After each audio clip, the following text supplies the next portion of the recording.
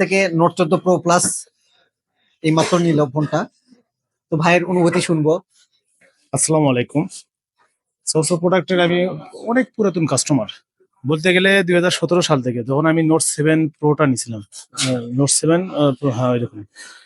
তো ওই ফোনটা আমি 7.5 বছর ইউজ করছি। আর এখানে তখন ছিল 15 দিনের রিপ্লেসমেন্ট গ্যারান্টি ছিল, কিন্তু আমার কখনো আসতে হয়নি। আজকে 7.5 বছর ইউজ করার পর আমার ব্যাটারিটা নষ্ট হচ্ছে, আর কিচ্ছু হয়নি। এবং আমি খুব আস্থাবান আমার মনে হয় এই আপনাদের শোরুমটা, আপনাদের দোকানটা।